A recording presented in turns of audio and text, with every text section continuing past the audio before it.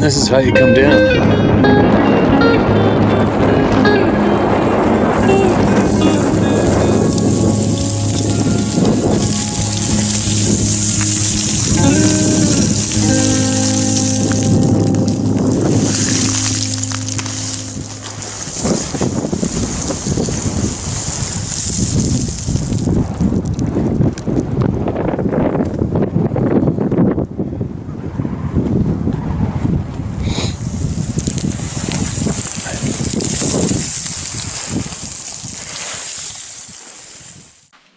All right, here we go. I'm gonna try using the GoPro again. I remember the audio was really good on the boat and out in the woods, and I've been mixing it up with older cameras, a new camera, DSLR, Sony Handycam, yesterday's camera. Yeah, kind of my screw up. I left it on manual focus, screwed up the focus. And I remember with this small GoPro, the newer GoPro, you can see the screen. I can see the screen right now. It's recording. I can see beyond it. I'm squared up. And the audio I found was really good on this little bugger. So you just hit record and let her rip, and you don't do anything else. It's very sweet and exactly what I need right now. So let's give that a go. And I think I'm at the recent emails day. So let's get into it. Here's a quick one that came in, a reply to my gun control questions, and I'm not sure if this guy was an ex-cop or not. I remember we had a police officer from the UK email us in, but anyways, he said, I just want to say that from where, the title is UK Insight into Gun Control. I just want to say that from where I'm sat here in the UK, it's pretty fucking clear that every single time I've heard about the horrific attacks on innocent civilians involving firearms, that it's orchestrated by a group of dark and dangerous people who are clearly trying to force the narrative to enable the removal of all guns. It's as clear as looking through a window. My thoughts are sincerely with the family and of those taken. Respect and love to all those good souls. Sincerely yours, P. Moxon. Thanks, man. Sounds like a nightmare. I hope it's not true, but it's not good. And I will use this platform to encourage every single good, honest, hardworking person to never, ever give up your firearms, no matter what the flavor of it is. Do not do it. That's very, very vital encouragement. Do not give up your firearms, no matter what flavor they are, ever. If anything, buy more, hoard more ammo. That's all I got to say on that topic. Now, another thing too, I'll guarantee you guys that possibly some government people, I don't think, well, they obviously use police officers, but I can guarantee you whoever's watching this channel who might be in the position of what they call themselves authorities, they are probably just sitting there just waiting for the day I say something a little aggressive, which would be enough to allow them to think that that's warrant to come over to my home and take my rifles and whatever else I may have, because I might be a bit of a loose cannon in the eyes of them, when meanwhile I'm just a free human being who's willing to stand up and fight. They don't like that. So I have to bite my lip on sometimes and some things I really want to say, because those people will use those sentences against me in a court of law or whatever it is to prove that I might be some kind of a radical and in trying to encourage violence, which I haven't. I'm encouraging every one of you to stand up and fight for your rights and never back down. Hoard your guns. Don't give them up. Ever.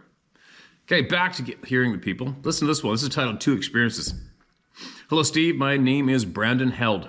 I've watched your videos for over a year now, and I finally decided to share my experiences. My first time, I never saw it, but definitely knew it wasn't a bear, a deer, or a guy playing a prank. I was out four-wheeling with my girlfriend, who is now my wife, and two other buddies and their girlfriends. We were in the mountains behind a rich neighborhood called Coughlin Ranch in northwest Reno, Nevada area. It was late at night and we were trying to find a lake called Hunter Lake. We couldn't locate it, so we stopped in a meadow area and started a fire to warm up, have a beer and smoke a joint. Before we could get our chairs out to hang out, we all heard something inside the tree line. What sounded like heavy walking through the brush and leaves. Being 19 years old at the time, I just got my first 12-gauge shotgun and wasn't scared of anything in the woods, LOL. My buddy had a large spotlight, so we scanned the tree line and started calling out, "Who's there? Who's out there? Come out or we're going to shoot." Nothing, just silence. Then we started hearing what sounded like 4-inch or bigger branches being snapped. Snap, snap. So the tough guys we yelled out, "Okay, we're going to shoot." We shined the light where we thought the noise was, and I let it have it with a few shots of buckshot in that direction. And then listened, expecting an animal to run off or some guy to come out saying, "Stop." That didn't happen. The snapping just continued. We all looked at each other in disbelief, and then the overwhelming sense of dread and fear struck all of us at the same time. We all said to each other, "Let's get the F out of here." We all jumped into our pickups, locked the doors, and left as fast as we could, leaving the fire burning. We were so effing scared. I still am friends with these people, and I can tell the story from time to time at campfires. Although they don't voluntarily tell the story as I do, they don't deny it, among others, when I tell the story. I'm 40 years old now, and it seems like yesterday when I think about it. Second experience, I saw one. I'll write you again telling you that experience. Being a member of the Club of No Return is not a fun club to be a part of. Thank you for what you do, Steve. It definitely helps knowing I'm not crazy. Whoa, nobody said you're not crazy. Just kidding, man. Second email, titled 2 Experiences. Please don't say my name. If you do, no big deal, but I prefer you didn't. Thank you, sir. Gotcha, man. I hope you didn't write it. Oh, shit, you already put it in the first one. Well, I hope I remember to edit it out, man. Now, I've watched your videos for over a year now. Finally decided to share my experiences. First time I ever saw it. Oh, okay, it starts again. Where's the second experience? What? Second experience. I saw one. I'll write you again telling an experience. Why did I get 2 emails from you with the same? Okay, man, it looks like you sent the same email again. All right? So if you did write down your experience where you've seen one, you didn't send it. So you might want to check out your sent box in your email or whatever you got, drafts, and try again, man, all right? All right, what do we got? Warning, book ahead number 2. All right, let's get into it. Ain't scared of a book. Good morning, Steve. I hope you're doing well and staying safe out there. I couldn't sleep, so I figured I'd write you again and share a few of my encounters I've experienced. As mentioned before, I grew up in the woods all my life. The land is the Lord's and was given to us by Him. And though I share it with any creature who makes a home on it, I will not be run off by one. And so I will continue to have experiences with the Sabbath from time to time. I respect them. I wouldn't want to harm one unless my family was threatened directly. And then the war is on. But I have a lot less trust in our demonic government than I do these giants of the woods. Sabbath like playing pranks, as I know from experience. I myself was always the most mischievous one in my group of friends and had the most guts for playing pranks and looking for fun, and so the favor is being returned by these hairy creatures to me now. After my first encounter when I was 15, which I enclosed in my first email to you a few days ago, I've always wondered why the creature stalked me the way it did. I've never had a second encounter like that, and I don't want to. Like you say, Steve, if it wanted me dead, it had plenty of chances and could have torn me apart with no effort. I think maybe it had cubs and was running me out of the area and became curious when it couldn't get me to show fear by running. I've pondered on that ever since that day, but now to more recent encounters. As I mentioned before, I've always been in the timber industry, and the sound of a chainsaw has been proven to bring them out. That's the first I've heard that statement myself. I don't mind if they were to walk out in the open, but it's the sneaking around in the brush just out of sight that gets me concerned, especially after a friend of mine had a dog-man encounter which I will share at a later time. No, dude, you got to get them in one email, man. Anyway, a few years ago, I was on our property in the Mount Hood National Forest in Western Oregon. I intentionally leave out exact locations on purpose because I don't need any weirdos trying to find this area and bringing their corny camera show here to bang on trees, or the government showing up uninvited. No doubt. I was making a new access road for equipment to get through and had been cutting with my chainsaw for some time when I decided to take a break and fuel up. I pulled my earplugs out, which I normally leave in my ears so I don't hear this kind of stuff. But as I sat there, inspecting my work, suddenly something started crunching through the thick brush from down over the hillside, upwards in my direction, straight at me. At first I thought it was an elk, but the equipment noise should have kept the area clear of most animals. And I could tell it was very heavy and lumbered along on 2 feet. I started straining my eyes to see what was coming through the thicket as it kept approaching and getting closer with every step. Finally, by the sound, I knew I should be seeing it, because it wasn't more than 50 feet in the brush, but I couldn't make out any dark forms at all. It was November, and all the leaves were gone off the trees and plants, so I had visibility of 200 feet I think you meant probably, except in the direction of where this thing was coming in from, about 60 feet tops. Suddenly, it came to a stop, and all went silent, extremely silent. No typical forest noises of any kind. I could feel that I was being watched, but why couldn't I see it? I said, F you, I'm not playing your game, I got shit to do. So I put my earplugs back in, fired up my saw, and went back to work. Keep my eyes down low just in case it let itself be seen for a moment. Excuse me. I knew it was watching me, but I wasn't going to give it the satisfaction of freaking me out. I trust the Lord to keep me safe, and that thing knew it. I've never had any more happen that day, but when I returned the next morning, something had taken all the brush I had stacked in piles along the new road and scattered it back in my way again. Upon noticing this, I was peering through the woods around me with my senses on edge when my 2 dogs came out to visit me, quietly walking up behind me and stepped on some branches, breaking them. I about jumped into the next county. No doubt. That would have sucked. That would have been a frickin' pucker. Big time. Once I got my heart back in my chest, I went back to work restacking the brush and had nothing more happen. About 6 months later, though, I was in an area not far from there where I had been cutting all day, trying to get a section out of an old growth fir log for carving. It was getting dusk out, and I had my old Chevy pickup parked not far from me, about 40 feet away, with my headlamp on. I was having to cut a notch in both sides of the log in order to get further in with my blade. As I only had my 24-inch bar, still 361 in the truck. I was preoccupied with what I was doing at the moment, but as I let my saw start a new cut down through the 5-foot log, I glanced over at my truck, and there, standing alongside it, between me and the truck, was a massive being, all black or dark brown and staring at me. I cussed under my breath because I really wasn't looking for a visit. Now my truck is hot blue, so this thing stood out real well against it. My rig is on 35-inch tires and 6-inch lift, with the top of the cab being about 7 feet tall. And this thing's head was easily a foot taller than the truck. I didn't stare at it or want to make eye contact with it, but I noticed it was about 4 feet wide at the shoulders, and its arms hung down to its knees. Very hairy, very solid. I'm no judge of weight, but it was more tall than wide, unlike the one I met in the brush I mentioned in my last email. But I'm assuming it had to have been at least 600 pounds, if not more.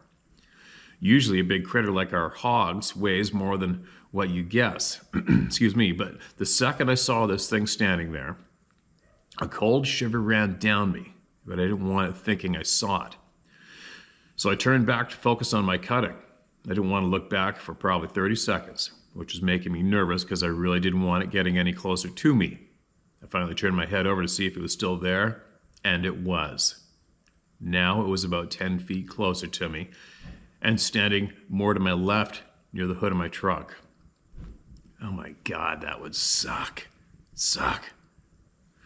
I could feel my heart pounding and I was getting a cold sweat too. But I went back to focusing on my work.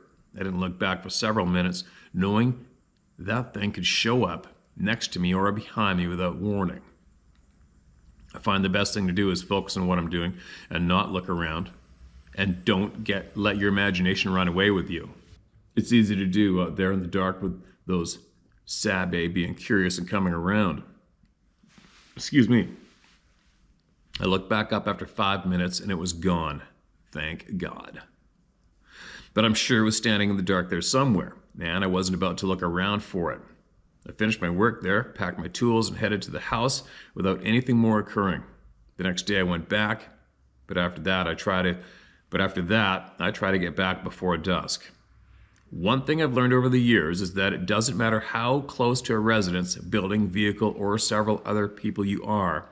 I always thought that they were kind of shy, but not after what I've seen do. I always thought they were kind of shy, but not after what I have seen do I think that. Got it. If they're curious, they will show up, even if equipment or machinery is running. I call that area Bigfoot Alley because I have more sightings than because I have more sightings there than not. Once in a while, I'll be clearing trails over there and get caught coming out in the dark, and I don't have a working headlight on my quad. With my experiences, it's easy for me to imagine one of those things running after me in the dark, like I heard you saying in one of your recent videos. You just got to get your mind on something else because the imagination can be a terrible thing sometimes, LOL. One summer, several years ago, I was spending an evening with a friend, let's call her Jenny, over in Washington at a rock pit. They used to camp out quite often with other friends over a decade ago. She's had her own encounters with this abbé, in which one walked up to her and her brother in the forest on Mount Hood while they were armed with AR-15s. They both were frozen in fear while it got within 5 feet of them and just locked eyes with her. Oof. It was a 9 to 10 foot male and watched her intently for about a minute before turning its head and disappearing into the trees, literally. They looked and it was vanished. And this encounter happened in broad daylight. I wish I could see them in the day and not at night. So anyway, we were enjoying our fire and she decides to try to call one in using the whoops she has heard them make. Oh my God, it's amazing to me that she would want to do that after having one lock eyes with her. I was very skeptical to think that she could do it, but less than a minute afterwards, there was this long growl coming from the nearby woods. Still, this didn't convince me, so I went back to my fire, making it bigger. We were seated in a kind of a horseshoe area with a 20-foot bank of loose tailings all around behind us and 30-foot tall trees at the top of the bank. The trees were a mix of alder and fir and some pine. After a few minutes, I noticed small rocks come rolling down the bank behind me. I looked up to the top, but nothing was there. I went back to messing with my fire, and a few more golf ball-sized rocks came rolling down. I paid no attention to it, and then a minute or two later, the branches of the alder tree started moving, about 15 feet up in the trees, from one side of the horseshoe around to the other side, like something very tall is walking through the trees. We both watched as this takes place, and I shout out, "Hey, come on out of there." But nothing happens. I told you I'm not scared of much, especially a Sabe playing pranks. I see nothing in the trees. Excuse me, you guys. So I go back to my fire, hoping to draw this thing out of the woods. Although I did feel a little uneasy with my back to the hillside, but I wasn't going to make it easy for this thing to get its kicks. After about 10 minutes, more rolling rocks and another sweep through the tree limbs from left to right. I'm thinking, damn, this thing is tall, being able to move limbs that far up the tree. I shout out to it to show itself, but nothing happened. Nothing again.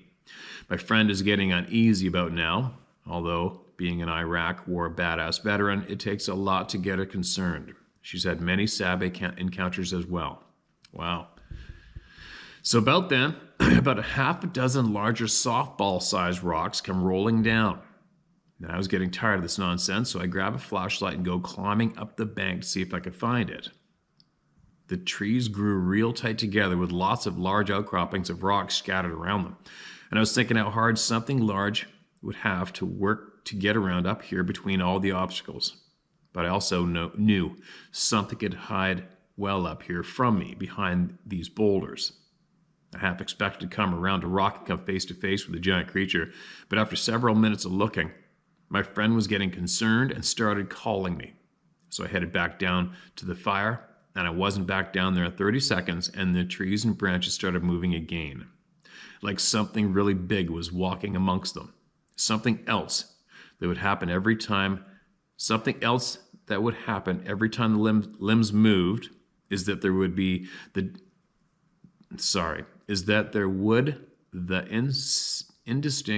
there's some typos, okay, guys, a little patience, is that there would be indistinct jingling of a dog collar in the trees.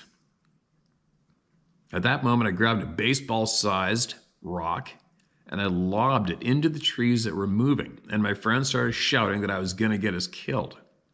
But I was determined to get that creature out of the trees. Immediately after my rock landed the bushes, another rock came flying out of the trees, and we heard it sail overhead and landed in the pit about 400 feet away from us with a crash. I threw one back into the trees, kind of laughed, saying, "We better go, because this thing wants to have a rock fight." We jumped to my rig and left. Thankfully, nothing came through the back glass as we drove off. Too bad it didn't just come out and sit by the fire with us instead of that nonsense. I've heard of them coming near a fire and sitting down to stare at the occupants around it. I know you and about everyone else listening thinks I'm nuts, but that's okay. Imagine how many people think I'm nuts. It is okay. Welcome to the We're Nuts Club. I've always been an adrenaline junkie in my life, from bungee jumping, skydiving, freestyle rock climbing, and whitewater kayaking. The weird thing is, I only want to see the small sabays. No doubt. Jenny goes camping in an area where there are really big sabays. They come to visit her in the night. These are the big boys, up to 14 feet tall and in excess of 2,000 pounds. I want nothing to do with those giants, and though I am invited constantly to go experience them, I will likely never go out there. It's an area known for many strange disappearances, no cell phone reception, and very dark, spooky woods that many large sabay live in. Excuse me. I only go there when I have to pull someone out who gets their truck stuck. Speaking of which, Jenny got stuck in the snow one night out there, and I went to get her out. It was up the side of a mountain where the road is very narrow and the trees grow tightly right up to the side of your rig. As I lay there in the snow trying to hook a strap onto her vehicle, she was standing there and I kept asking me if I heard anything. I was kind of hacked off, having to drive 4 hours out there in the middle of the night to come find her, so I wasn't paying attention anyway. I kept telling her, "No, I don't hear anything." Finally, I stopped and listened. And over the sound of my 02 Dodge Cummins running, I had one of those, got 658,000 kilometers out of it. 5 feet away, excuse me, you guys, sorry. 5 feet away, I hear something very large pacing back and forth in the trees just beyond the edge of the road, out of sight. I had all my off-road halogen lights turned on, and yet I couldn't see anything in the trees. It was bipedal, and it sounded as big as an elephant, stomping back and forth in a line about 20 feet long. I didn't like what I was hearing, and the last thing I wanted was some pissed-off creature to come charging out of the trees while I'm laying under the rig in the snow. I immediately went to my truck and gave her my 12-gauge with double-aught buckshot in it and pumped one in the chamber. I told her if anything charged out of those trees, shoot that damn thing right in the face and hopefully blind it. She stood over the top of me while I finished rigging up. The barrel aimed about upward where we figured its head might be. It was much larger than anything I'd ever heard before. I kept glancing every few seconds to the dark trees a few feet away, expecting something to happen without warning. The whole time, that being sounded pissed off, marching back and forth with an aggressive energy that I could feel to my core. I was getting worried and felt very vulnerable down on the ground. Every time the feet hit the ground, I could feel the vibration getting stronger, even through the snow, and giving me the impression it had to be every bit of 1,500 pounds plus. I felt like the longer we were there, the more it was getting aggravated by our presence. I gave her a pull and she came out. Then I threw my strap on the bed and hauled ass down the road, almost going faster than I could see the road laying out in front of me. She had a hard time keeping up with me, but I wanted to get as much distance between us and that bad energy as I could. We both have Native American in us, and I don't know if that helps sense bad vibes from creatures or if it's just being in tune with your sixth sense. I wasn't very committed to brushing my teeth as a kid, so maybe that's why I have a good sixth sense, but bad breath, no fluoride. Oh, fuck. That's a good one. Well, I have more to share, but that's all for now, man. If you ever get down in this area of the world, it'd be cool to meet you and share some stories. You got big balls and a lot of patience, man, taking on all those people in your guiding adventures and dealing with mammoth grizzlies. Maybe I should sign you up for a camping adventure with Jenny, and you could swap stories with her. I'd rather take on a savvy I can reason with than an over-caffeine person with a loaded rifle. I enjoy hearing your personal stories, especially the one about the naked cross-country ski girls. I want to hear that one again sometime, and hopefully the sound doesn't cut out in the video. Thanks again, Steve. You take care, man. CJ. P.S. I love the music you always have in your videos and all the effort you put into making them. God bless you. Okay, man. Appreciate you. I absolutely appreciate the time that you just donated out of your life to share that. You'd say I got big balls. You kidding me, dude? You're looking at a Sasquatch between you and your truck and you keep working. Actually, you know what I think about it? I think I do the same thing. I guess you wouldn't have much of a choice, though, would you? It's in between you and your truck. Like I remember, was it last year, this time of year, I think it was, and when shit started getting thrown at me from the right of me, pinging off the back of the quad. And I've heard noises behind me, stuff thrown at me a few times, and it's just kind of like, you just stay concentrated on what you're doing, and in the back of your head, you're going, F you. Piss off and leave me alone. I don't give a shit about your ass. Anyway, I'm assuming, if you are watching this, then I'm assuming Jenny is, and I'll give a personal blast out to Jenny, that Jenny, if you feel compelled one day, and it sounds like you got a lot of experience with these things, maybe, possibly, if you would be so kind and generous, would be to possibly send us some information, some knowledge that you have. All right, I'd be really, really interested to learn what you've learned, yeah, I would be very, very interested. So if Jenny isn't watching, man, maybe you could send this to her. And who knows, maybe I'm trying to figure out what I'm going to do this year. We were going to try to take off for a month overseas, maybe possibly. It's been a couple years being locked down by the filthy pricks, criminals who are in a position of, I hate saying it, I hate admitting it, that they're in control, because I cannot stand being controlled in any way. But anyway, I'm almost contemplating myself going on a solo possible U.S. tour. Maybe. We'll see. And I just might go down south like I used to do for many years and hook up with a lot of you. Possibly. Maybe even end up at Dave Pilatus' and get a lot of people talking. Do I want to go in the woods with Jenny where these things are hanging out and she sees them all the time? I'm not really craving that. Right? I mean, they're all around me all the time wherever I go. And I'm not summoning them in any way. I'm always saying, just freaking leave me alone, man. Just leave me alone.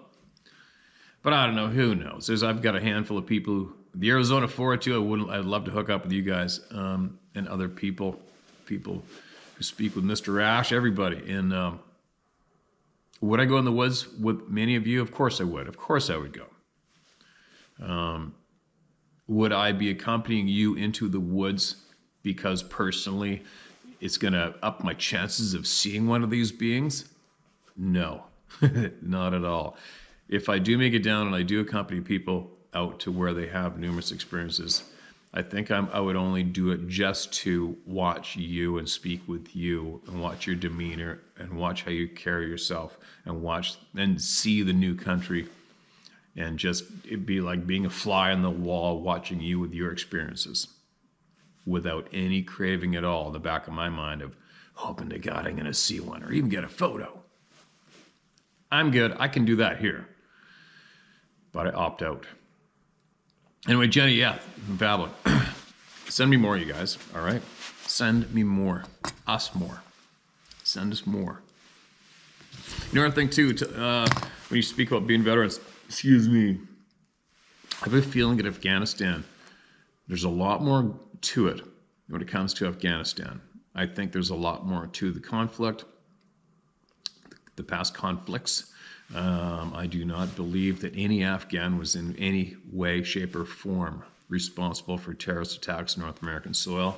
There's no way you could convince me, ever. But I wonder what the purpose is of all the conflict going on over there. There's a lot of weird shit that goes on in that country. There's a lot of our veterans who've directly eyewitnessed crazy ass shit going on in that country with beings that are described. Some of the descriptions of some of the beings these people claim to have seen and been in gunfights with that I've had emailed to me is off the frickin' charts. We have veterans who have seen old Afghan man basically walk off the ground and walk right up a wall right in front of them. There's been beings with goats' feet, human bodies, reported being shot at. There's the red-headed giant being shot. There's all sorts of crazy, crazy shit going on in Afghanistan, man. I'll tell you what, one thing that I've tried it a couple times. One time I decided I was going to go around the world by myself with no plan, no map, because I like to scare the shit out of myself and see new stuff. And I don't like being scared out of doing things. And I wanted to force myself to do that. And then a friend of mine who's in law enforcement,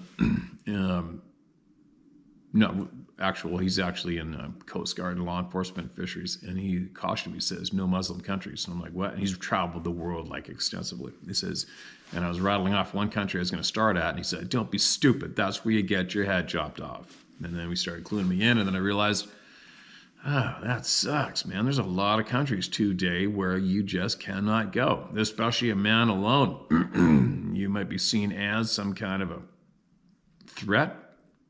And then next thing you know, you've lost your melon. That would really suck. And unfortunately, like a place like Afghanistan, that's those mountains and all the terrain. I'd love to go see that shit. I would love to go with a mountain guide, a fellow hunter, whatever, and go off in those mountains. I'd love that. But unfortunately, with all the Taliban and all the hate that the West has created, it wouldn't be safe for me to go to see all that. I'd probably lose my head, right? Shitty. What else? The Himalayas. I would love to go see the Himalayas and go off into the mountains with some experienced mountain people there too. Same deal. I would love that. Why am I babbling? I'm babbling. But anyway, Afghanistan. A lot of you veterans have seen the crazy shit there. And you think it may sound absolutely too crazy to share here. Trust me, it's not too crazy to share here. Please, if you're ever bored out of your tree, send it to me, all right? There's a lot of us who are very, very curious, especially me. That's almost 2 copies, go figure. The babbling gets lengthy. Excuse me. All right, here we go. This is titled, Maybe the Ultimate Puzzle Piece. You got our attention now. Hello, Steve. I'm addressed as Lewis Edward. Love and light to all those seeking truth. I humbly thank you for your time and dedication helping all people. Bless you for all you give so freely. May the love and light of our source be with you always, always. I share your love for nature and feel most at home when I'm in the forest and wilderness areas. I'll relate my encounters briefly, as they can be explained rationally and are not the important information herein. Both experiences were on the Dick Earl arm of Navajo Lake, northern New Mexico, happening on separate trips. First happened late afternoon, sunny, partly cloudy, and we observed 2 basketball-sized orbs. They were mostly white with a yellowish haze towards the center. Both moved vertically downward about 20 feet apart and disappeared after a short time. I wrote it off as ball lightning. Second happened 10 p.m. or later, when I heard what sounded like large rocks splashing just off the aft deck. The fear I felt at the time I thought was my concern for damage to my boat. This occurrence I wrote off to beavers that have lived in this arm for years, slapping the water with their tails for my presence near their home. Excuse me. The intention is to share the knowledge I've discovered after 71 years in this physical experience. All right, 71-year-old gentleman, I am stoked to hear of what you've gathered up. As you say, take from this what you will or leave it. I will give references and sources for all to research at the end of this email. For those who have doubts, concerns, or just want to go deeper down the rabbit hole, please understand I believe we truly have free will, and everyone is on their own path. What I share here is spiritual and has nothing to do with man's many religions. I'll get to the puzzle piece after a little groundwork. Please accept the following as truth/fact, even if you have reservations. All right, man, let's go. Number 1, love is all there is. Number 2, we are eternal consciousness. Number 3, we are spiritual beings having a physical experience. Number 4, fear is the lack of love. Number 5, everything is vibration/frequency. Number 6, we are all creators by intent or default. Number 7, our emotions are the indicators of our connection to Source, bracket, God, end bracket.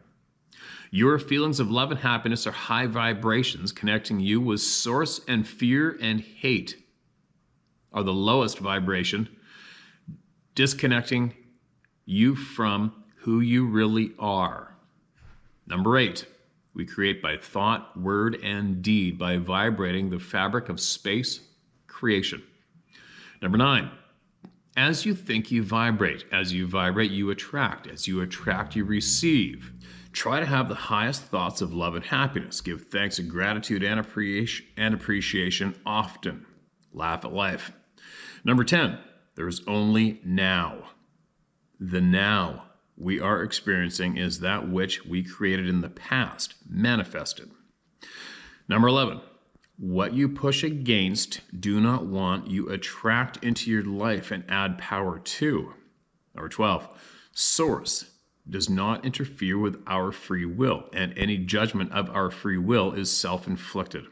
Number 13, what we call birth is moving our eternal consciousness/being from our spiritual home to the physical, and what we refer to as death is our eternal consciousness returning home. Number 14, we all have a higher energy self that is always anchored to Source. We are all one, and at the same time, unique individuals. Now, it is time to share the most important puzzle piece in my belief. This is so easy, will cost nothing but a little well-spent time, and should turn out to be earth-shaking. The most important thing we can do is connect with our Source, the creator of all, God, my least favorite reference for Source, but most familiar to most people. Please, to all the atheists that might be here, don't shut down quite yet, as you may discover a life-changing experience. The ideal method to connect with Source is meditation, although there may be other ways. I am humbly asking all who hear this, spend as little as 15 minutes a day quieting your thoughts. The best time I have found is as soon as possible after waking from sleep, as the rush of life is minimal at this time. The actual time of meditation is not as important as the actual meditation. If you find it difficult to stop thoughts, try focusing on your breathing, water dripping from a faucet, or a quiet fan running. If quieting the mind is not working, focus on happy, loving thoughts during the time you meditate and keep trying. Once you have quieted your thoughts, now focus on happy, high vibration thoughts. Think of the world in a loving way that you desire it to be. One of us connect One of us connected to Source in this way is more powerful than thousands who are not connected. I have found that meditating has had many positive effects on my life. I hope it is clear that the idea is for each one of us to create the world anew in thought, word, and deed. Please, all help with the manifestation. I suggest this is a way of having a positive effect on the world without the negative effects of violence. Or I am open to other possibilities and will gladly entertain other thoughts. I hope all who listen till now will join me in a new now. As I try to end this long narrative, I would like to shed light on subjects that arise often on this channel. Fear cripples so many people. I cannot emphasize how important it is for all to understand we are eternal beings, having a physical experience. Do not fear death or any of the psychopathic narcissists that are impacting our lives at this time. Do not push against those things you do not want in your experience. Bless everything in your life and think no more of that which is not wanted, changing your thoughts to a higher vibration. We should all try to understand there are many unknown things surrounding us. Live in a state of love, high vibration. Fear nothing. Fear no thing. Nothing. I am sure Sabe are most everywhere. Never seen one, although I would put that on my bucket list along with cougars, wolves, whales, and a long list of others most of us will only see on film. For me, the gut instinct you refer to often is our ever-present higher self protecting us from something. We have so many abilities we have forgotten and are hidden from us by those who should be teaching us. Oh, amen to that one. That is 100% absolute truth. The abilities attributed to Sabe we have also, but are forgotten. My understanding of Sabe is that they are people who made the choice to live rural/nomadic lives when others chose civilization. In the distant past, love without end. Glenda Green. Sabe probably made the correct choice as civilization seems uncivilized in many ways. Sabe being people, they should experience emotions as we do. If you were to hurt my family, what response would you expect? For those leaving negative comments, bless them. They are not who they are, nor their truth path. Try hard to judge not. Go within, for that is where we will connect with our higher self and our true source. I know you are in control of how you feel and respond to what you experience in life. We are not these bodies we use in the physical. Think of it as our avatar. Our eternal consciousness is the experiencer, the observer. If by some chance, I've not lost everyone hearing this, I'll close with my supernatural experience in northern New Mexico. Go figure, New Mexico again. I'm going to have to go down there. 10 or more years ago, a friend who was a channeler from birth was instructed by his guides to build a medicine wheel in a very high energy location used by Native Americans for hundreds of years. A group of friends met him at the appointed time and place, and the medicine wheel was constructed to the guide's plan. Years later, while visiting for the purpose of meditation, I gave a prayer and thanks before entering. As I opened my eyes, I was surprised to see all the pinyon pines on this mountain glow with a brilliant emerald green light flowing to brilliant white for the last 8 inches of each branch. The guides, when questioned, told us it was the energy of the medicine wheel. Thank you again. Hoping this does not turn out to be your longest email. Love and light to you and all your fellow experiencers. Lewis Edward. References: Life and Teachings of the Masters of the Far East. Abraham Hicks, Law of Attraction. Near-Death Experience. YouTube, Conversations with God. Alan Watts. Peter Panagore. Edgar Casey, Autobiography of a Yogi. Yogananda. The sources are abundant. If you truly seek, they will find you. Okay, man. absolutely appreciate that one. There's a lot of weight to this email, I'll tell you what. And unfortunately, as you know, speaking of you directly, you know there's going to be a shit pile of people shaking their heads, probably clicked off the video by now halfway through or whatever, because they can't wrap their heads around it. They don't want to. There's no time. They're just not in that mind frame. It does interest me, though. But one of the things, Conversation with God, I was aware of that book years ago. And, like I said before, my mind doesn't match up with my mouth a lot. But, what's suggested is when we are in our energy form, that we agree to what the next journey is going to be here in the physical form. And sometimes I'm troubled with that when you look at what's going on the planet. Like if you guys Google up the South Sudan currently, as an example, South Sudan. Some guys made a quick video there. They're some very, very brave, very brave people, and they went to South Sudan to try to make a video of what's going on down there. If you can find that video, YouTube, watch it.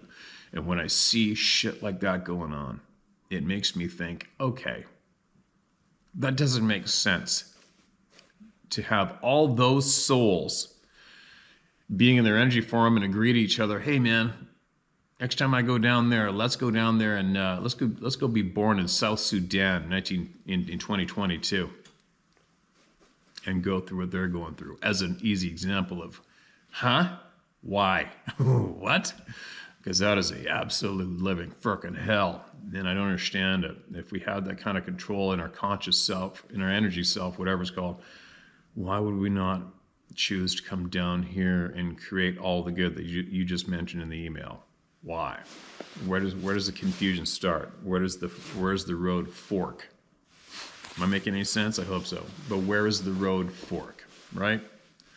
Like who would be in their absolute state of love and energy, and then all of a sudden decide, hey, I think I'm going to go down to Canada. I see an opening to be a ruthless dictator, and I'm going to do everything I can to make life absolutely hell for the people in that country. Huh? Really? There's a bunch of shit going on that confuses the shit out of me, right? I got to do a lot more reading, but it's time, man. It's time. I'm getting closer to having a lot of time where I can pick up all these books and more I mentioned, and I can have time to read and look and learn and get better myself, which I want to. But personally, and I'm not speaking for a lot of people here, there's just so much shit to do. So much shit to do. Cutting out that time to enhance you is not easy for many people, right? But anyway, as long as we keep talking, sharing, and encouraging like you just encouraged many people with nothing but good. The message in your email was nothing but positive and good. There you go. Everybody give it a go today. Give it a go tomorrow. Give it a go whenever. Always. Try to send out messages of positive and good and encouragement. And I'll admit, it is tough when you come up against somebody who's dark and you just want to kick the shit out of them and erase them from the shit they are peddling and passing on. But anyway, I gotta go. I babbled too much. I've only had 2 coffees and a breakfast. I got shit to do. That coffee's freezing frickin' cold, which reminds me, I gotta get that wood stove moved down to there. I gotta go buy a pipe, put it through the ceiling, out the roof. Another task. So I can warm it up in here and get this place insulated properly and soundproof and get that room done. I get an electrician here, get that thing done. Now my pump in my well is failing and there's no pressure for water in the house. The kitchen sink faucet exploded yesterday and I had to crawl underneath there and replace it. It's endless, right? It's endless. But as long as we all take out the time to create some kind of good and encourage people, well, we move forward in a positive direction, right? We'll be back shortly.